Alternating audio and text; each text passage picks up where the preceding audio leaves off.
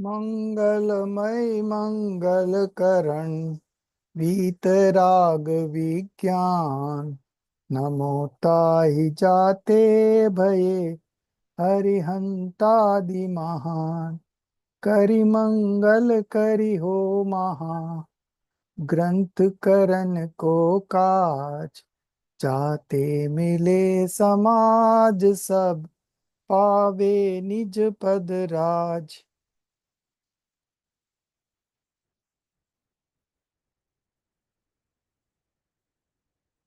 So we are into 8th chapter of Moksha Marg Prakashak, and under this today we are going to the last of the 4 exposition on which we were discussing the methodology.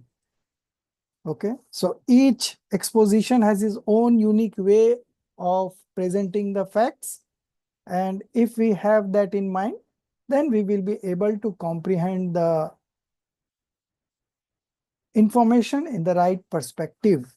Okay, so it is very important you know the methodology of all the exposition. So we have discussed Pratmanuyog, then Karnanuyog, then Charnanuyog. Yesterday we discussed, and today we are going to discuss Dravyanuyog. Okay, so basically Dravyanuyog deals with 6 substances and 7 fundamental elements. Okay, the main exposition which is fully responsible for practicing the science of discrimination is this Dravyanuyog, also called as metaphysics or exposition on substances. Okay, so we'll begin. There are 4 points in this. We are on to page number 405. Okay, and there are 4 points to be described in this. We'll begin with the first point. And again, in the first point, there are 2 parts. So 1A and 1B. The first paragraph is 1A. Okay. I'm only reading. The way by which right belief is of jiva, etc. substances. So when we say substances, that means we are discussing 6 substances. Okay. Soul, matter, medium of motion, medium of rest, space, and time. Okay. So when it is substance, it is always 6 substances, and when it is elements or the tattvas, then it is 7 elements. Okay. So the way by which right belief of jiva, etc. So jeev, pudgal, dharma, adharma, akash, kal, etc. substances is attained by jivas. In that way, the description of their detail, logic, reasoning, illustration. 4 things are there. The description of their details of each substances, its divisions and subdivisions. The second point is logic. Okay. The third point is the reasoning or the cause. And the fourth is the illustrations. Okay. In that way, the description of their details, logic, reasoning, illustration is done here. So in which way? The way by which a right belief can be evolved. Okay, that is the objective. Because here the purpose is of the evolution of right belief. Although jeev, etc. substances are indivisible, abhed, nevertheless, by assuming divisions in them, okay, the description of dravya, gun, and paryayas. Dravya is substances, gun is attributes, and paryayas are modifications. Okay, so the substance itself is indivisible, but for explanation purpose, we divide it into substance, attributes, and modification. So this division is done conventionally, vyavhar se. Okay, nischay se it is only abhed. Okay, but for the purpose of explanation, we divide it into substance, attributes, and modification. Number 2 point, number 2 was about logic. Okay. And for arousing faith, discourses are given through different logic. So logic here means yukti. In Hindi, we call it as yukti or nyay. Okay. And for arousing faith, manifesting right faith, discourses are given through different logic and reasoning. Reasonings are means causes. Okay. Sometimes we talk of principal cause. Sometimes we talk of instrumental cause. Okay. The purpose is to define the substance, or by means of praman. Praman is comprehensive knowledge. Comprehensive knowledge means the substance, attributes, and modification all are highlighted at the same time. Okay. And Nayas is partial viewpoint. Now, what is this viewpoint?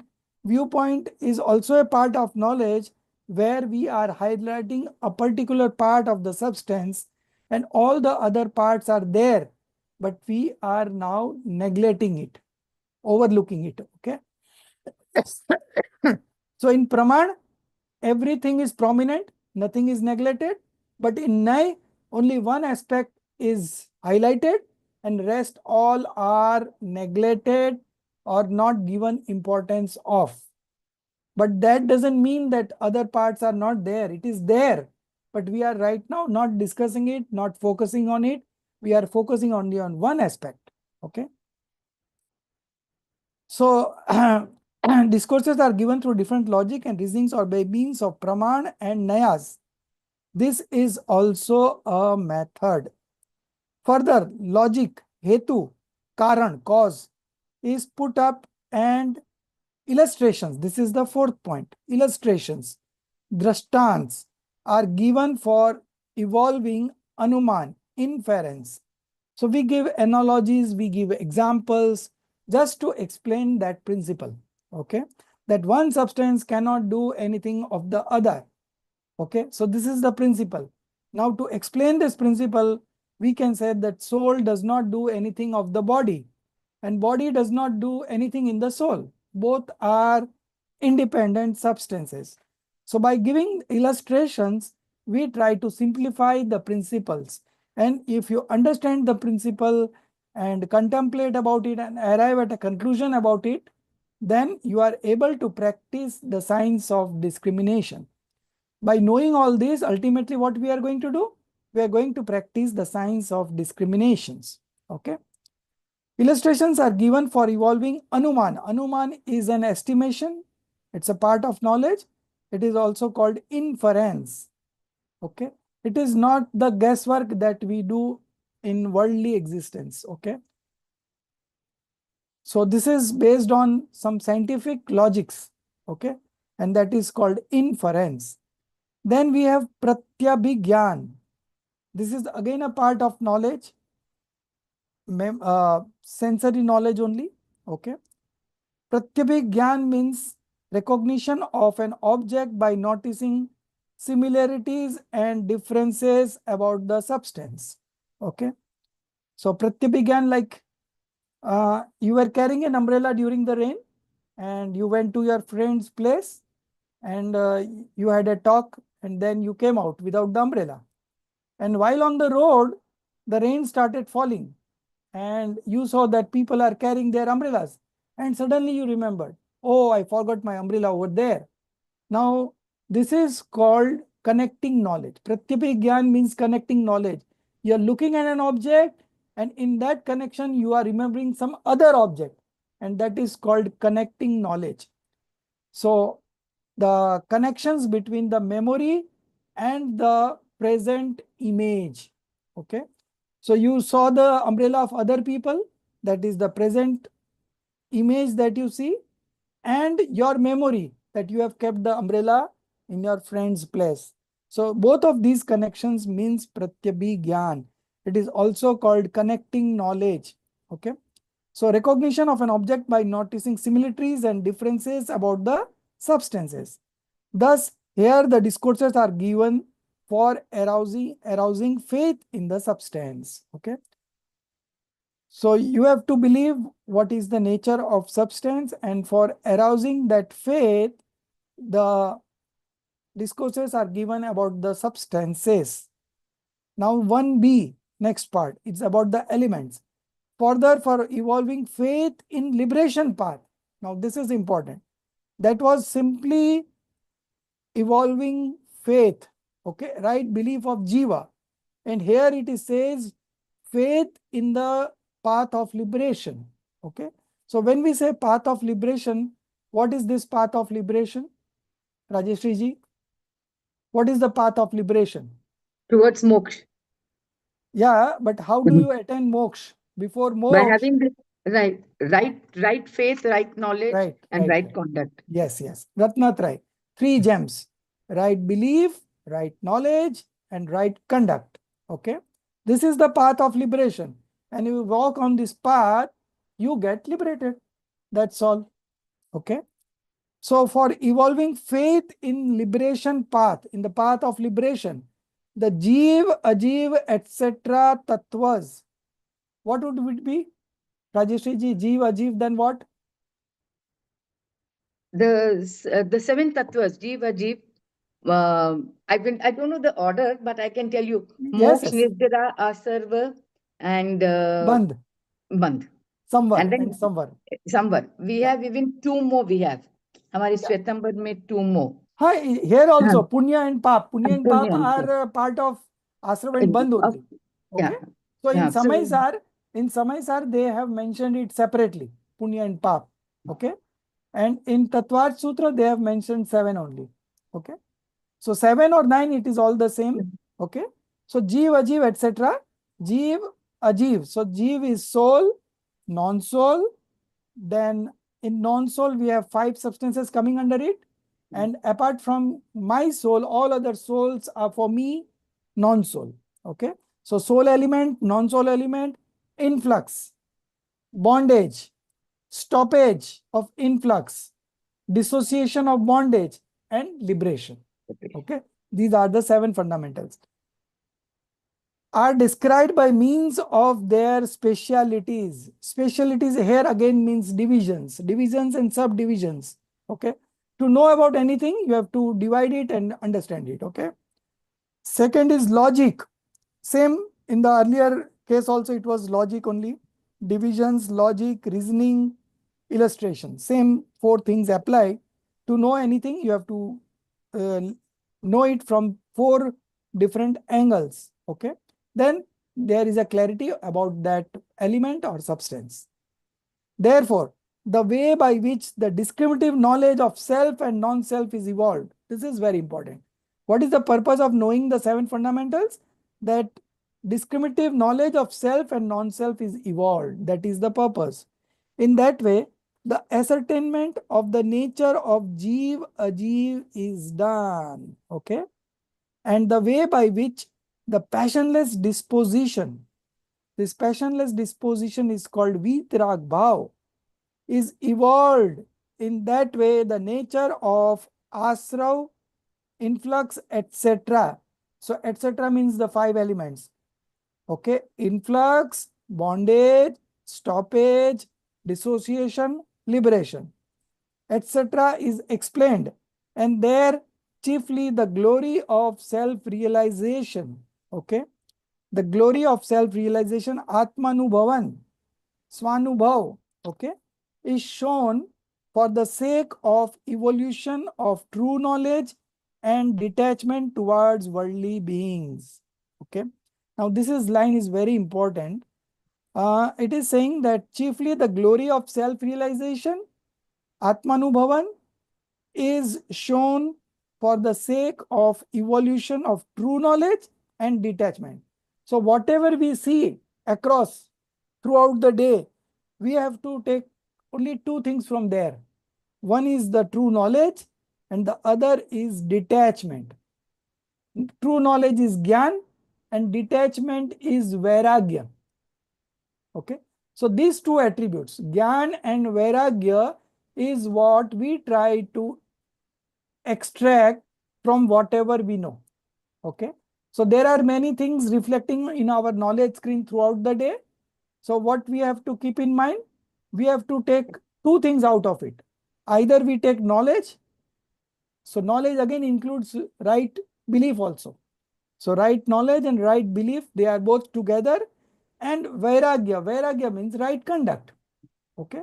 So if you are indulging in something, then you are yourself getting detached from something. Okay. And that detachment is called vairagya. Okay. So we need to have true knowledge of the things around us, and a way to find detachment towards all these worldly objects. Okay. So if we are able to practice these two, then we will be able to practice discriminative knowledge on a continuous basis. And as we practice more, our stages of spiritual development goes up. So from first time, if you experience your soul, you are in the fourth stage, from first to fourth. And then with more practice, you go to the fifth, then sixth, seventh. This way you continue to climb the ladder of the spiritual stages. Okay. Now 2A, second point is starting. There are uh, four sub points. So 2A, B, C, D. Okay. So this is 2A. Further in Dravyaniyog,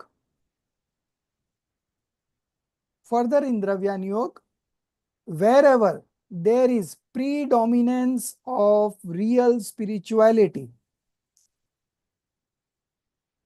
predominance of real spiritual sermons, okay?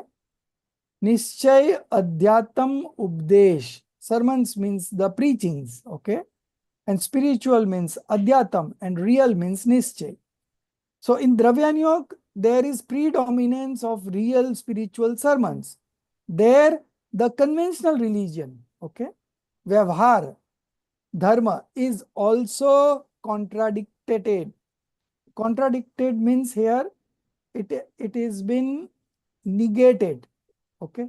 निषेध किया जाता है, उसका निषेध किया जाता है.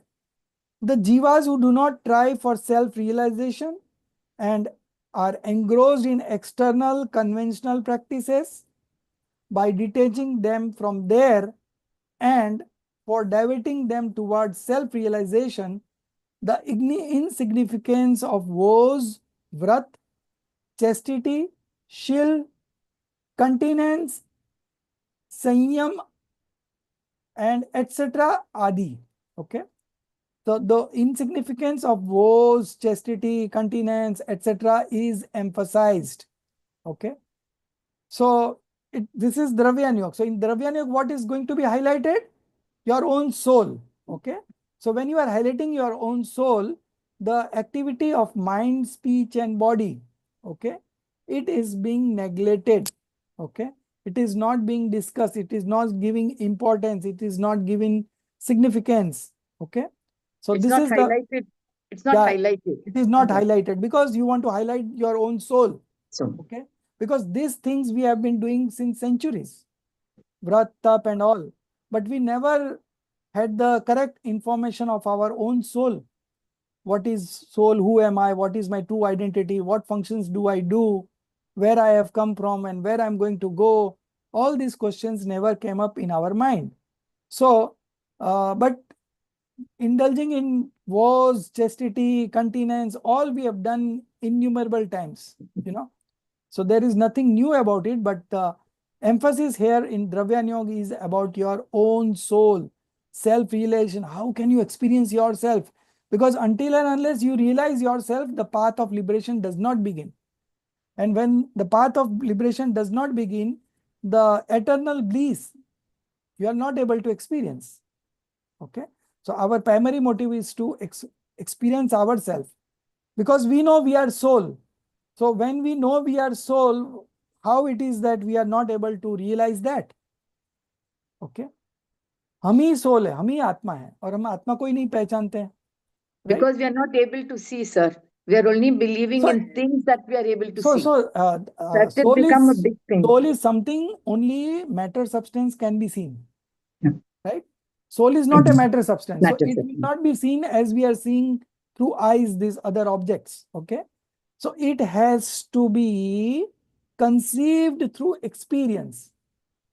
You have only one option, experience. That you can do. Now suppose a person who can see through eyes, he also have rasgulla. Okay. And there is a blind person. He is also having rasgulla. Both are eating rasgulla. So there is no difference in the test. Right? But the blind person cannot see the rasgulla. Yeah. So similarly, with our limited knowledge, we are not able to see the infinite space points of soul. But an omniscient is seeing all the space points of the soul. But as far as experience is concerned, both are having the same experience.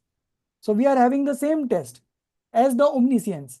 Only the difference is in the quantity. Okay. Ours is for a very short duration. Okay. And they are doing it all the time. They have conquered all the karmas. Okay. But as far as taste is concerned, it is the same. Okay. So similarly, there one should not know that he should, there one should not know that he should start indulging in sinful acts by relinquishing these virtuous acts. Okay. So every now and then in Dravyan Yoga, the external activities like vows, chastity, continence, penance, austerity, all these are given less insignificance. Okay. So that does not mean that you relinquish these virtuous acts, these activities, and indulge in sinful activities. It doesn't mean that way. Okay. And every now and then, the acharyas have also alerted us that this should not be done.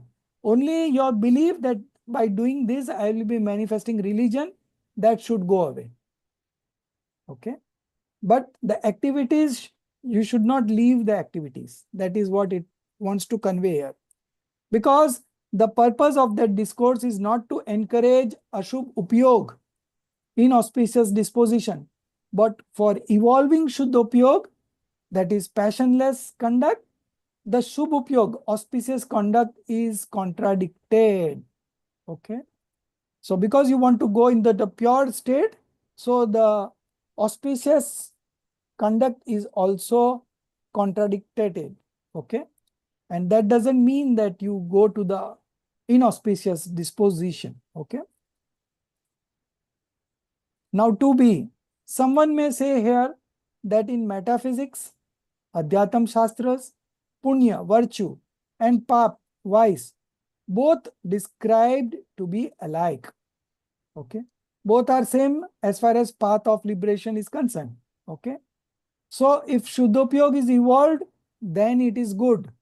But if it is not evolved, the pure manifestation is not evolved, then one may either engage himself in punya or in pap. Okay. It doesn't make a difference. Whether you indulge in punya or pap, you are still binding the karmas. Only thing is that when you transcend the sinful activities also and auspicious activities also and realize yourself, and that is called passionless disposition, and that is the true religion. Okay. So the object is to manifest the true religion. Okay. That doesn't mean that you go to the inauspicious activities. No, that is already forbidden. Answer. For example, from the lower caste, Shudra point of view, the Jat and the Chandala are said to be alike. Okay. So these both of these belong to the lower category. Okay. Lower caste. Shudra. These are called Shudra. So Jat is also one type of species, and Chandal is also one type of species. So those nomads, those who live in jungle, Adivasi and all, they are Chandal. Okay. They are not worth touching. But Jat are worth touching. Okay. This was the practice in earlier times when there were 4 divisions of caste like Brahman, then Kshatriya, then Vaishnav, and then the lower category. Okay. Shudra. It is called Shudra. For example, from the lower caste point of view, the Jat and Chandila are said to be alike. But comparatively, Jat is somewhat better than Chandal because one is untouchable, Chandal is untouchable. The other is touchable, Jat is touchable. Similarly, from the bondage cause point of view, the Punya and the Pap both are alike. But Punya is somewhat better than Pap because one is intense passion, Pap is intense passion, and the other is mild passion, feeble passion. Okay. Therefore, one should know that it is not desirable to indulge in Pap by giving up Punya. This is the correct understanding you should develop. Okay. We will definitely negate the importance of Punya. Okay. Because from time immemorial, people has this tendency to believe religion in Punya activities. दान दिया धर्म हो जाएगा. Yeah. So these are kind of things people have in mind. But sir, now only it's coming out that punya is also like the 4 types of punya, pap, that punya and pap. Punya ka bhi aapko pap hi milta hai karke karam. Right. Even right. if you do that, Because those 4 this, when things. you are indulging in punya activities, at Yeah. that time also the Pap. 4 ghati karma, Yeah. obscuring karma, they are being bound. Bondage is happening. Okay. Yeah. So the one which is a cause of bondage, that cannot be a cause of liberation, right? So that is the difference. But this is actually in the path of liberation. Otherwise, Yes. people are doing punya, Yeah. thinking that they are going to gain something. Yeah. So But our objective is like that, we want to manifest passionless disposition. Yeah. Well, our objective is that. But if we are not able to do that, then at least we are in punya. Because from punya, you can go to passionless state. Yeah. But from ashubh, inauspicious state, you cannot go directly to the passionless state. Okay. So intentionally, we have to be in the punya and try to get into the passionless disposition and not get satisfied or content with punya. Okay. That is the red light. You should not feel satisfied with doing punya. You have to go beyond punya and manifest passionless disposition. Further, 2C. Those jivas who are engrossed in activities like adoration of Jina's idol only. Adoration is bhakti. Okay. So bhakti is an integral part of a seeker. Okay. Everyone indulges in bhakti, and through bhakti, you can get yourself involved into religion. Okay. This is a one way of getting into it. Okay. So further, those jivas who are engrossed in activities like adoration of Jina's idol only, for diverting them towards self-realization. Now see, the object is to take you at a higher level, self-realization, okay, etc. God is in the body and not in the temple. Such discourse is given. God is in the body. It is in the body and not in the temple. So you go all the way to temple to worship God, but in your body itself, your soul is Paramatma. Yeah, your soul is there. You take shelter in that, and that is also religion. Okay. Here one should know that he is being encouraged to give up adoration and get happiness by taking food, etc. Here one should not know that he is being encouraged to give up adoration and get happiness by taking food, because this is not the purpose of such preachings. By taking food means all the sensual pleasures you can take. Okay. He is not being encouraged to give up adoration and get into sinful activities. He is not encouraged. Okay. Because that is not the purpose of such preachings. Okay. In the same way, wherever such conventional practices are contradicted, one should not become negligent towards pious acts. We should not leave the activities, okay? Only thing is that your belief that this will lead to religion, that has to be removed. That much belief has to be removed. Not that you leave the activity altogether. Not that. Okay. One should rather know that the jivas who are engrossed in conventional practices only for creating interest in real religion, Nischay Dharma, in them. The conventional religion, Vyavhar Dharma, is described to be insignificant, not given importance. The last point on number 2, 2D.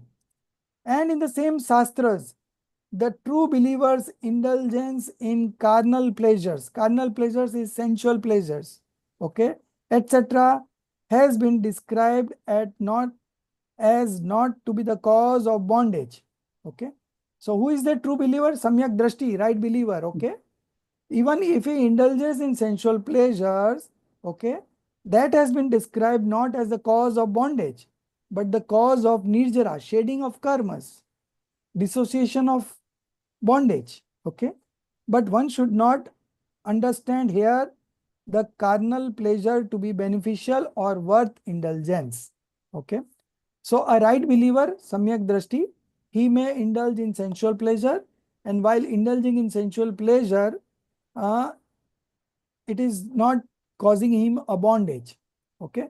That statements are given in Dravyan Yoga, but that does not mean that carnal pleasures are beneficial to us. Okay. So why he is being praised, true believer? Because he has manifested right belief, and that is a big achievement because your path of liberation is being initiated. Okay.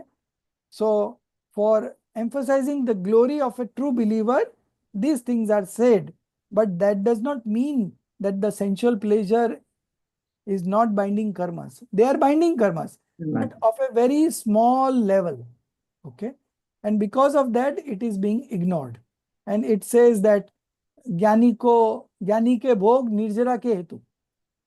Even a right believer, if he indulges in sensual pleasure, then also he is not binding karmas. That is being said just to just to put emphasis on the glory of right belief. That you also manifest right belief, then you will also not be binding karmas. Okay. So for motivating, that has been said, but that does not mean that carnal pleasure is beneficial. Okay. If you believe that, then you are again a wrong believer. Okay. Therefore, emphasizing the glory of true believer, the carnal pleasures, etc., which are well known as the cause of intense bondage, have been ignored because, in spite of their persistence, due to the strength of right belief, feeble bondage, mild bondage is caused, and due to the same power, the shedding of karmas, nirjara, increases. Okay. Therefore, conventionally, the carnal pleasures are not stated to be the cause of bondage, but the cause of nirjara. Even if on deliberation, carnal pleasures appear to be the cause of nirjara, then why should the true believer give up them and accept monkhood? We have seen Chakravarti, then Tirthankar, then Kamdev, Shantinath, Kuntunath, and Arnath. They all were Tirthankars, Chakravarti. Chakravartis, and Kamdev. Three titles with them. And still they left everything and become a monk. Why? Because there is no happiness in carnal pleasures. Okay? True happiness is not there. Here the purpose of this statement is only to show the glory of true belief. Okay? Samyaktva ki mahima, glory of the true belief, due to the power of which even the carnal pleasures are not able to show their effect. Okay. In the same way, the true meaning of other such statements should also be known. So this was 2D. So now we are coming on to the third point. Further, the object of Dravyan Yoga is also to actuate jivas to accept and give up some things.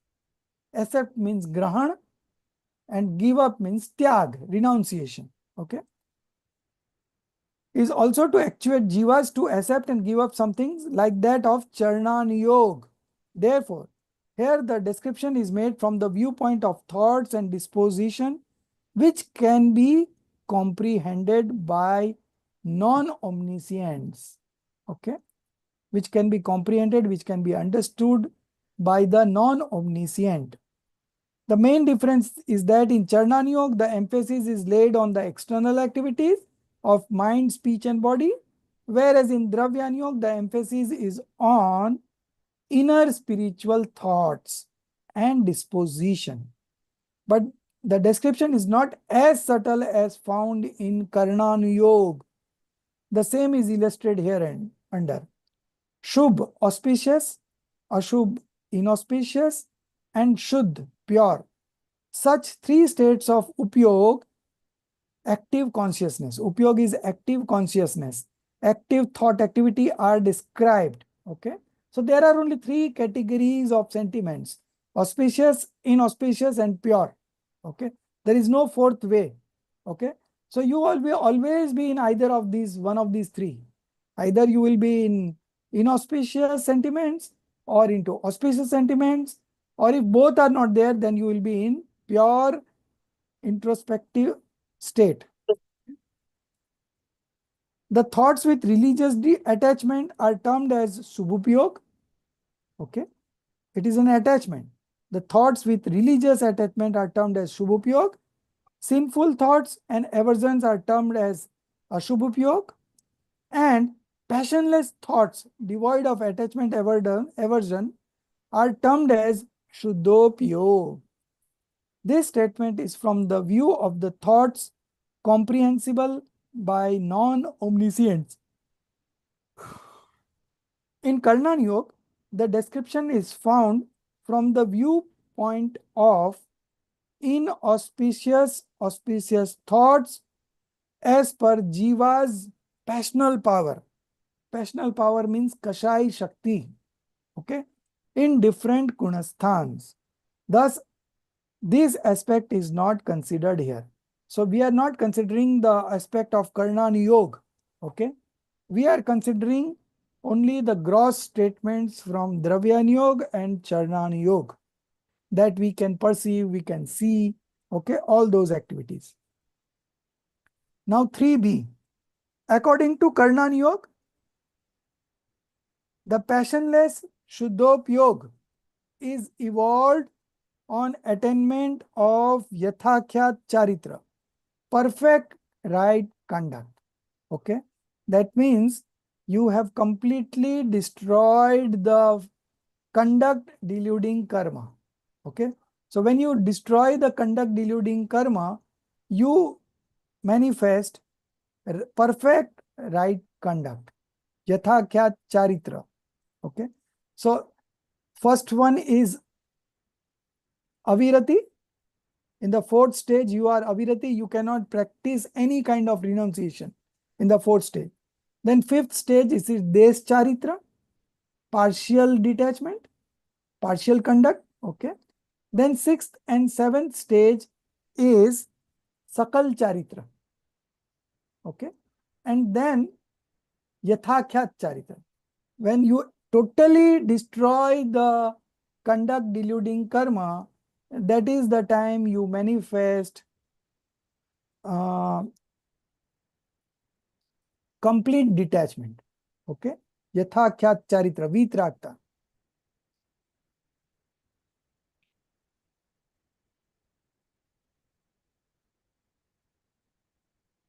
It will be attained automatically on destruction of moh, conduct deluding karma. How can a person of lower spiritual stage effectuate Shuddhopyog? How a person of a lower stage can manifest pure passionless disposition? That is the question. Whereas in Dravyan Yoga, the emphasis in sermons is laid on the evolution of Shuddhopyog only.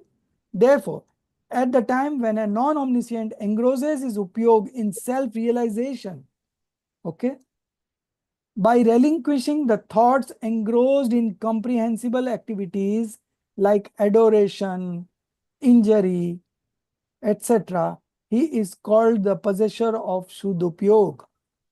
So when you are not manifesting either auspicious or inauspicious sentiments, that means you are manifesting pure sentiments. Okay, simple. One of the three would always be there. If so, your other two are not there, then pure sentiments would be there.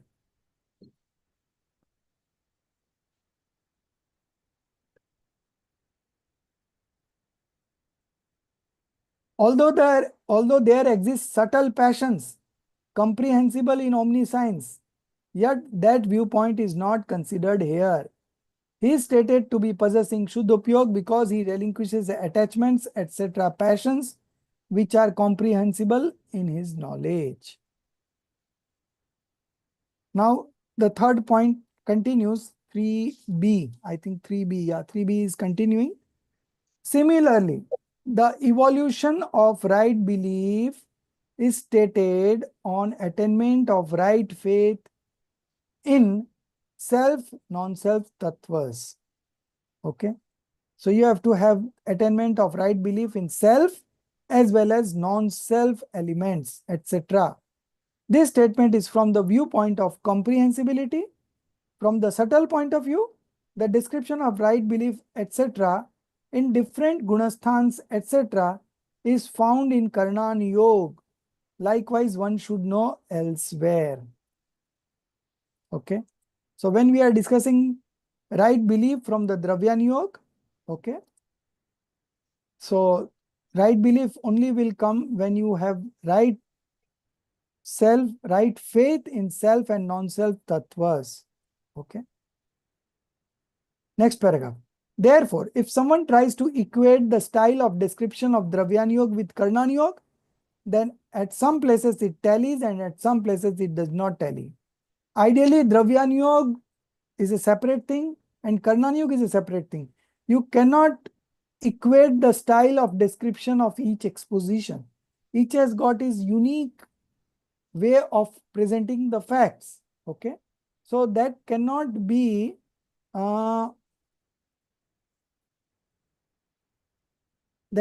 same. Both cannot be same. There will be always some differences between the two way of presentation. For example, on evolution of Yathakhyat Charitra, perfect right conduct, Shuddha Upyog is found from both points of view. Okay. But in lower spiritual stage, Shuddha Upyog is possible sometimes from Dravyan Yoga point of view. But from the Karnan Yoga point of view, due to existence of different degrees of passions always, Shuddha Upyog is not accepted. Similarly, one should know about the other statement also. Okay. So in the lower category of stage, Shuddhopyog is not accepted because there exist different degrees of passions always. Okay. So that's why Shuddhopyog is not accepted. So this you have to understand. Okay. Now the fourth and the last point. Further, the Dravyan Yoga for providing the tattvas, etc., described in other faith to be wrong, the same are contradicted. Okay. Further in Dravyan Yoga, for proving the tattvas, etc., described in other faiths to be wrong, the same are contradictory. This is not done maliciously. The purpose is to evolve the right belief by proving them to be untrue. Similarly, in other ways also, the methodology of exposition is found in Dravyan Yoga. Now the conclusion. Thus, the methodology of exposition in all the four Anuyog has been explained.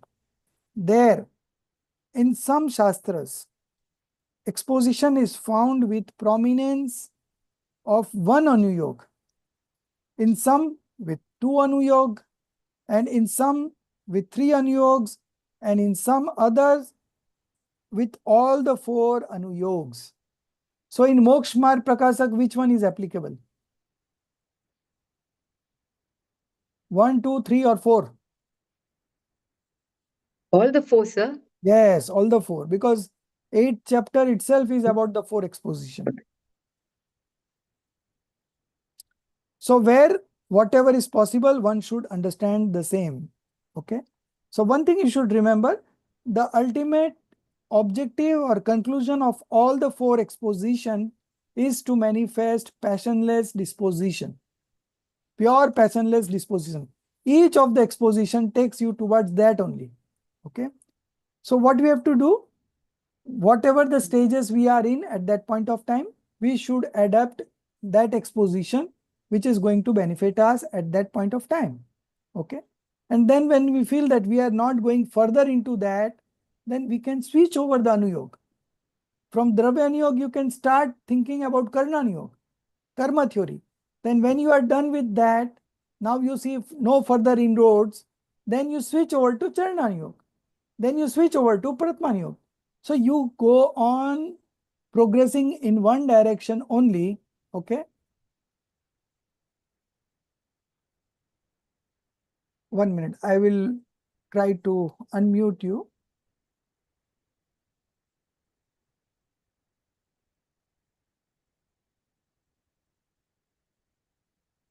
Yeah, she's unmuted. Okay, good. So, you can keep switching on the exposition. Okay. Okay. You can keep switching on exposition, but the direction would be the same. You are moving towards pure passionless disposition only, because all the 4 exposition advocates that only. Okay. So that is the uniqueness about it. Now, the next topic, the tradition of exposition in Anuyog. Okay. Which Anuyog specializes in what kind of preachings? That is being discussed here. Okay. You can read now, Rajeshri ji. The tradition of exposition and Anuyogs. Now, the prominence of the tradition found in these Anuyogs is being described here.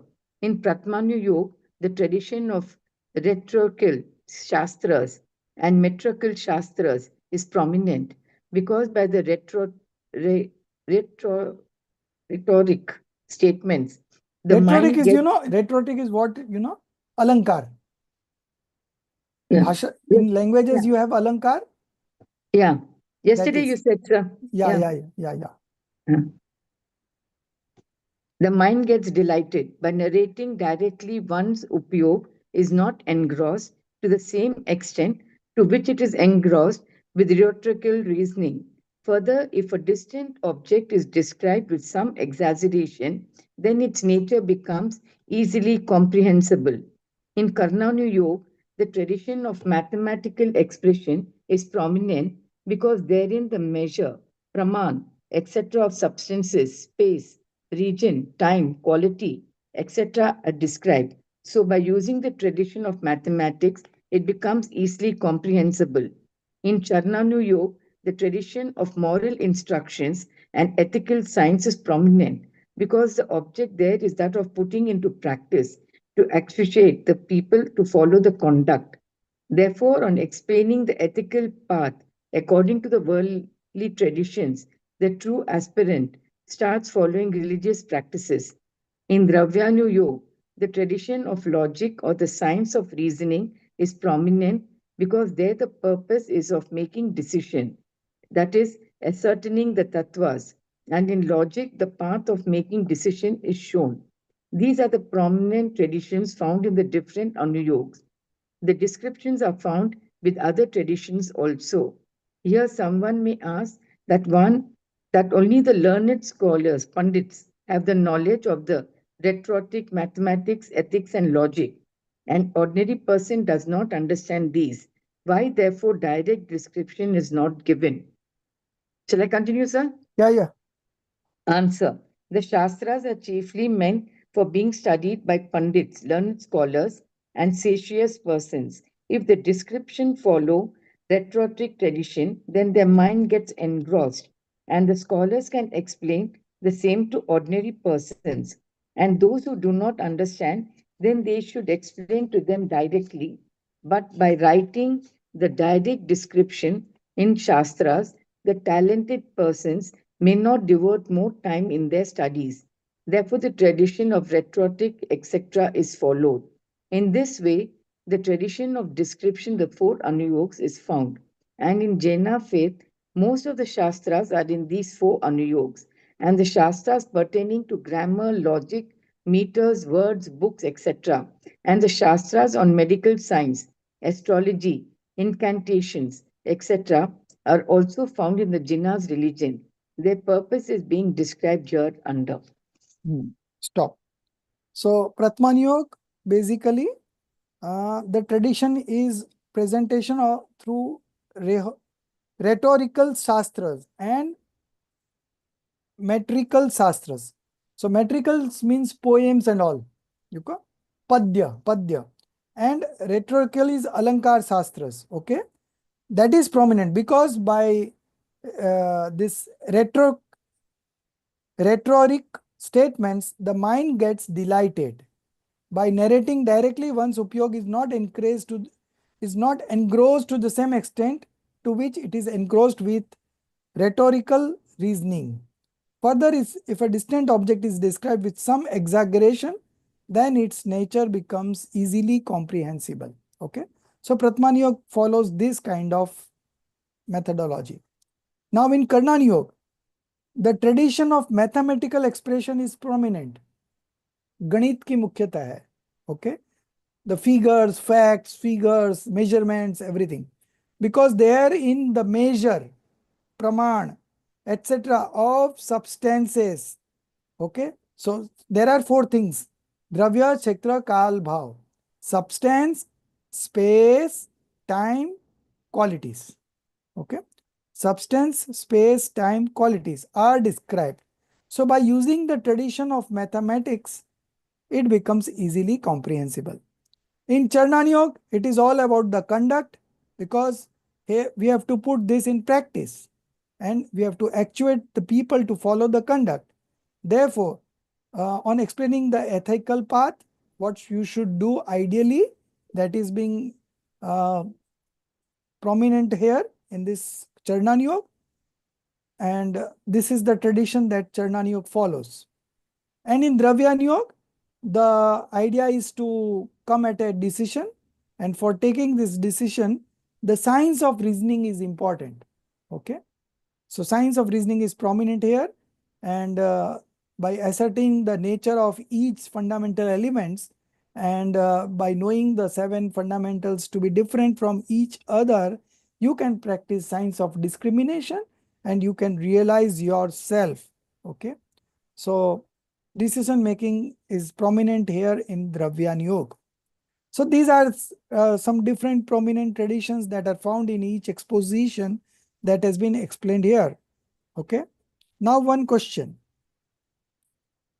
that only learned scholar have knowledge of this rhetoric, mathematics, ethics and logic. Okay.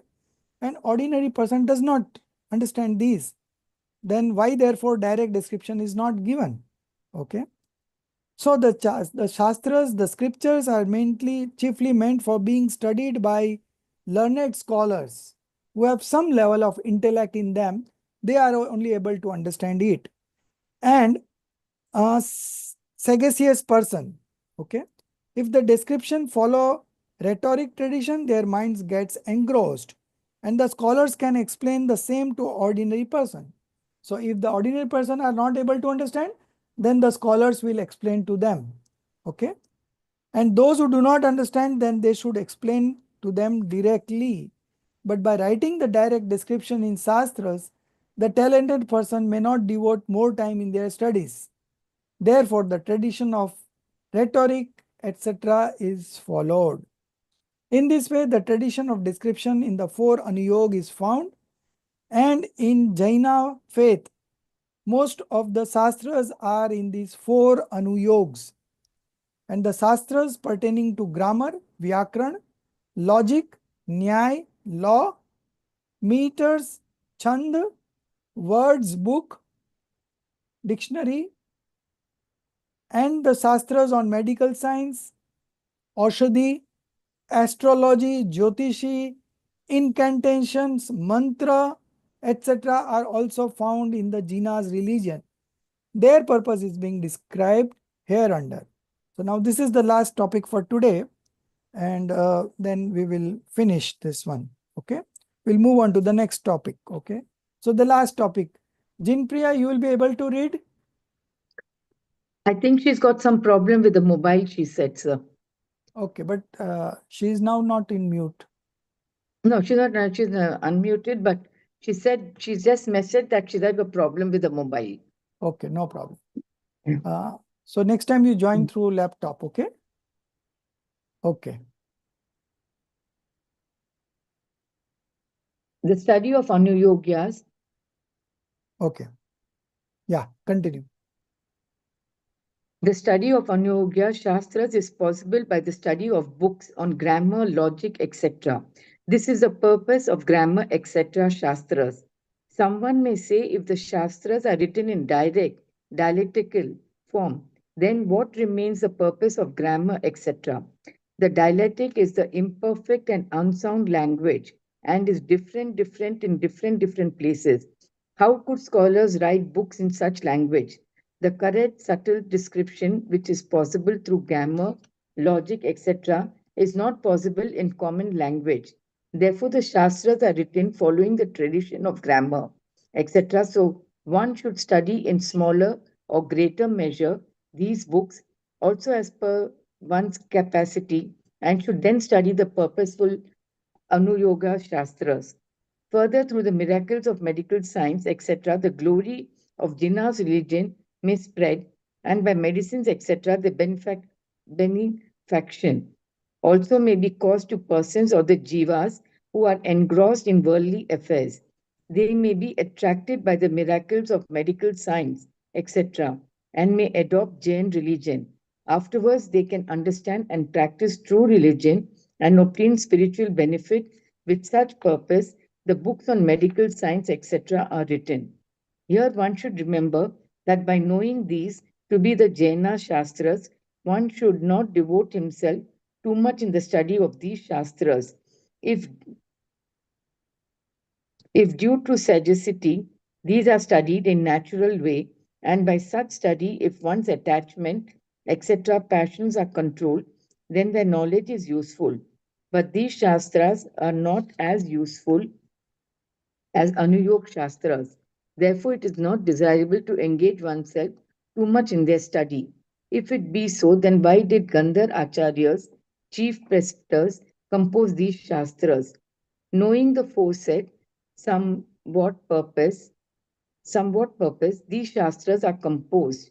For example, a very rich man sometimes accumulates less useful things also, but if a less worthy person accumulates those things, then his wealth is spent there. Then by what means would he collect more useful things? Similarly, the sageous persons like Gandhar Acharya, etc., may compose less useful books on medical science, etc. But if a person with average intelligence engages himself in their study, then his intellect gets involved in it. How can he then study the highly beneficial Shastras? Further, if a person with feeble passions composes in mythology descriptions relating to adornment of body, etc., he does not become passionate. But if a highly passionate person composes descriptions of such bodily adornment, then he would certainly get involved in sinful bondage.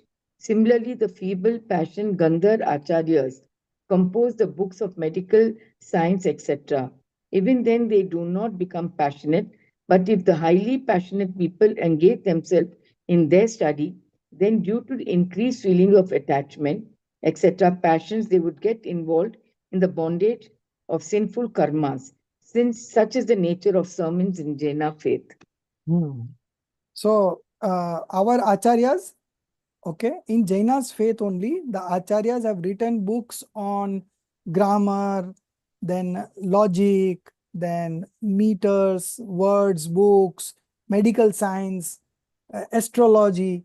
Now, in earlier times, the acharyas used to have knowledge about the astrology also. Okay. And now some people are in worries. So then Acharya will guide them that you do this, you do this, you this, and their problems get solved. And if their problems get solved, then they are, uh, whatever the Acharyas will preach, they will have faith in it. So the purpose was that. The purpose was not to solve that problem. And these acharyas had very high level of intellect. They were having time, and by reading only once they used to understand these things. So they were allowed to read these just for the sake of doing, just for the sake of propagating the Jain religion only. The purpose was that. Okay. So the medical science, now someone having some problem, health issue, and now acharya will give solution. So influenced by that, they will come and listen to the sermons, and then they will get into religion. So this was all the purpose. But if you are having limited time and limited knowledge, then don't indulge in this kind of scriptures. Okay, grammar, science, medical science, astrology, because these are not purposeful elements. These are not purposeful scriptures. Okay, so then you should read only purposeful scriptures, the 4 expositions. Okay, only. All these you should not read. But those people who have got time, and it's written here in the word sagacity. Okay, if due to wisdom, sagacity means wisdom, okay, or intellect, these are studied in natural way, and by such study, if one's attachment passions are controlled. Now the other important thing, these acharyas, those who have composed or written these scriptures, they were so much of control of passions that they, although they wrote this book, but they never got attached to that. But if a person who is having little intellect, if he indulges in those books, then because of his high level of attachment, they will get attached to those things. Okay. So for them, it is not beneficial. But those who have got a very high level of intellectual, they can indulge in composing in this kind of scriptures for the benefit of people at large, with the purpose of them converting into religion. Okay. So nowadays still people do practice this kind of activities. They do some kind of charities, donations. The only purpose is to get them into that religion. Okay. So our acharyas have written all these scriptures from time to time, those who had got special qualities. And then, there is something called past impression, purva sanskar. Someone are born with those sanskars, and they easily pick up those things. Even nobody is teaching them, but they pick up because of their past connections. Okay. So those people, they indulge in composing this kind of literatures, but they were uh, they were having the passions in their control. So they never got detached. They never got attached with these kind of things. Okay. So they were not binding sinful, they were not doing sinful bondages. Only the feeble passions, mild passion, Gandhar, Acharya, etc., composed the books of medical science and astrology, incantation, etc., etc., etc. Even they do not become passionate. Okay. Although they write the books, but they don't become passionate. But if the highly passionate people engage themselves in their study, then due to increased feeling of attachment, etc., passions, they would get involved in the bondage of sinful karmas. Such is the nature of sermons in Jain faith. Okay. Also in the first chapter, we read something about that if you have little bit of time, then you read the purposeful scriptures only. And when you have more time and more intellect, then you can indulge in all these kind of scriptures only. Okay. So this was the purpose of writing grammatical, logic, medicals, astrology, and incantations books by the different acharyas from time to time.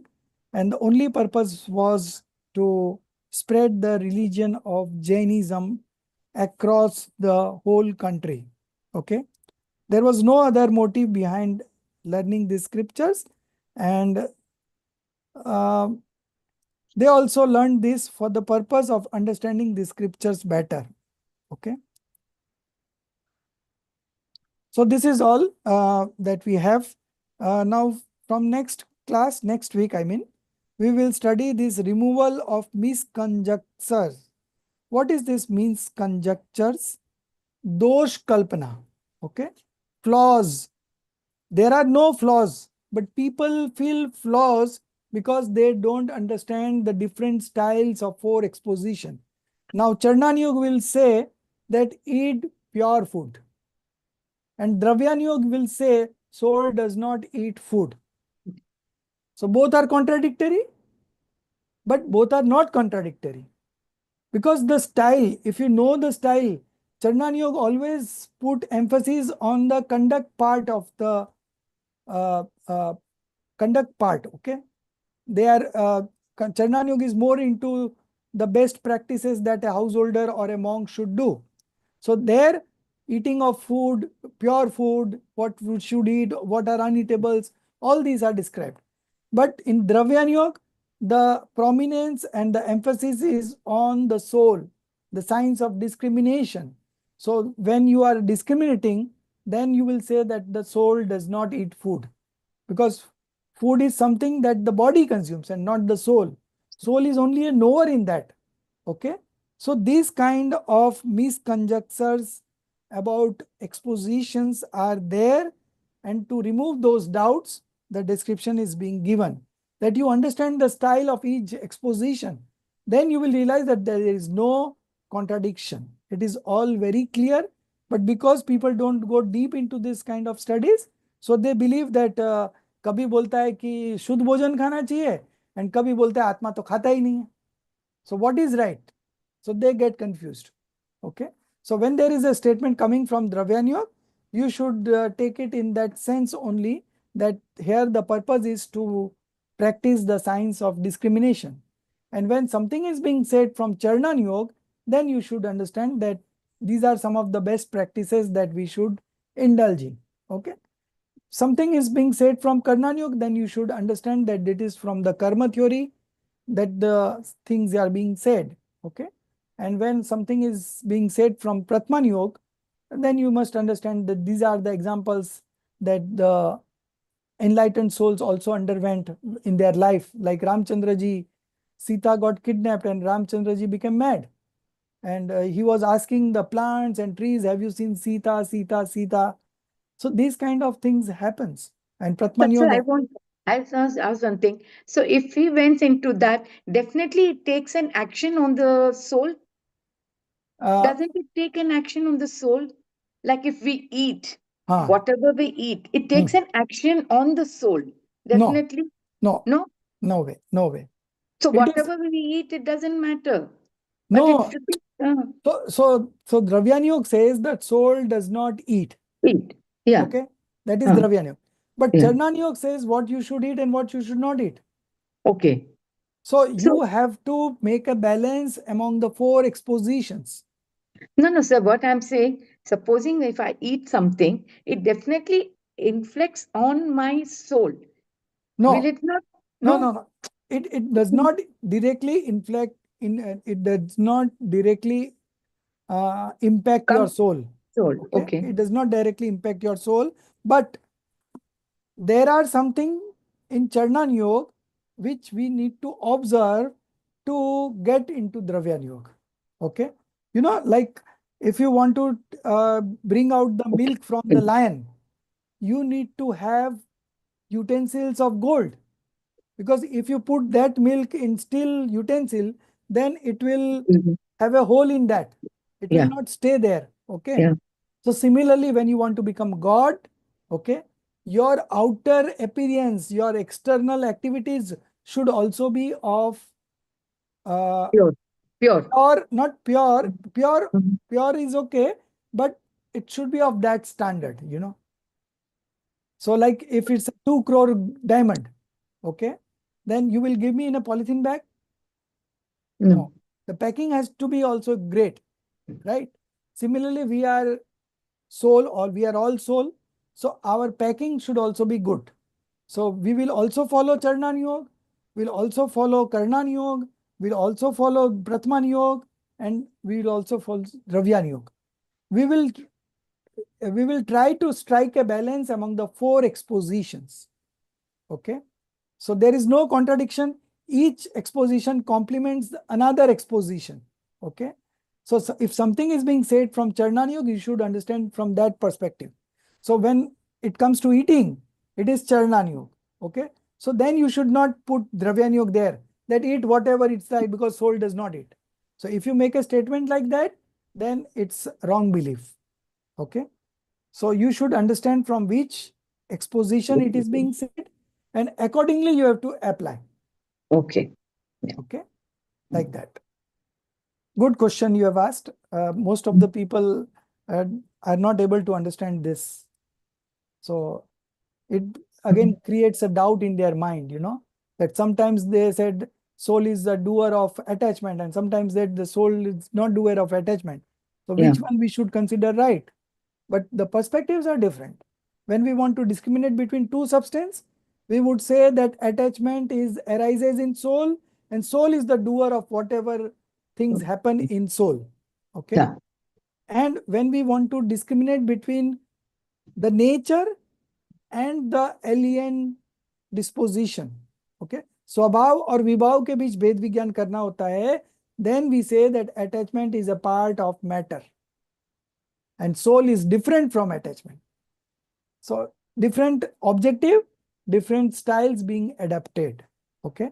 So you have to always look at the objective, what you want to do, and then you apply the exposition which is applicable there. Okay. And then Yeah. you will have a very smooth Clear journey, picture.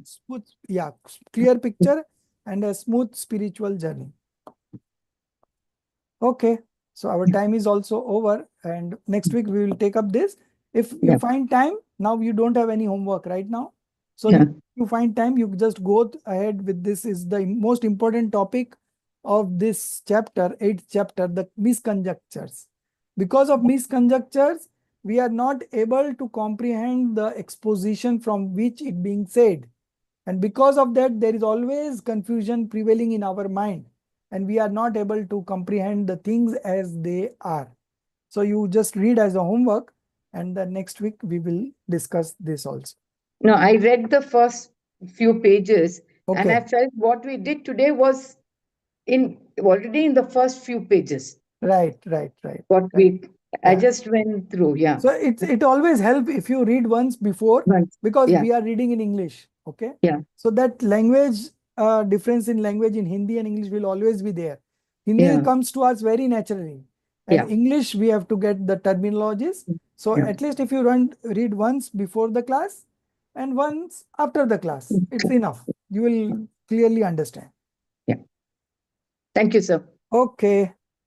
निज निधि निज में बताई, यह अनंत उपकार है, उसके लिए जिन वाणी माँ को वंदना सत बार है, उसके लिए जिन वाणी माँ को वंदना